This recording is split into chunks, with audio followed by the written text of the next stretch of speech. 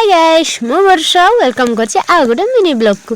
तो काली जेहेतु नेक जिबार थिला हमकु टिके पानी बाहर तो सेति पय आमे सब संग के आस्थिलु फूल बेलपत्र तोलिबा पय। तो आमे एठी जन को घर को जाई फूल बेलपत्र नेकी आसिलु। तो मामा एठी सुइदिला तो गुटे टेका छरी उठे दिलु। तापर आमे टिके छकु जाइलु जिंस आनिबार थिला।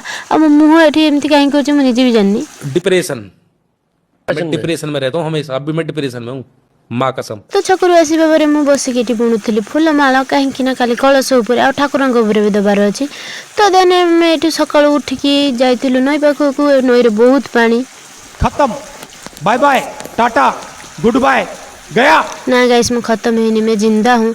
तो एठी बहुत लोग लिंग पूजा करिके गलेनी आ हमर भी एठी पूजा सरीबा हेलानी। तो एठी हमें पूजा सरीकी जाइतिलु पानी डालिबा पय। तो चालू चालू दीदीर एठी ता बाड़ी भांगी गला, बहुत कष्ट रे से नेकी जाईची। तो एठी गुटे मंदिर देखा जाइतिला, हम भाबितिलु एठी ढालिबो बोली, हेला हमें न ढालिकी जेतु एते सब लोग आगु जाउतिले। तो हमें भी चली गलु, देखिला बेलकु से बहुत दूर को जाउचंदी। तो हमें जाईकी गां भीतर गुटे मंदिर थिला सेठी ढालिके आस्तिलु। तो तथापि 10 किलोमीटर तो निहाती हबो। तापर हमें एठी पानी ढालिकी पुष्पांजलि देकी आसीदिलु।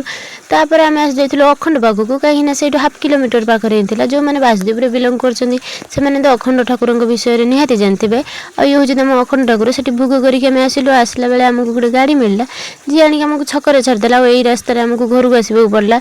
तो सेठू आसीकी भी एते बाटे चलेकी भी तथापि मो स्टाइल देखंतु। तापर मो रुसे बस करथिली। तापर एठी चुट्टी सुकुतले भूत बेले देखा मु आसी पहुंच हम आइस भी आसी मो पाखर पहुंच जाइतला। मतलब वो अलग ही लेवल का बंदा। और एठी सी पैंट पिंची की पैंट ताको पिंची जणा पड़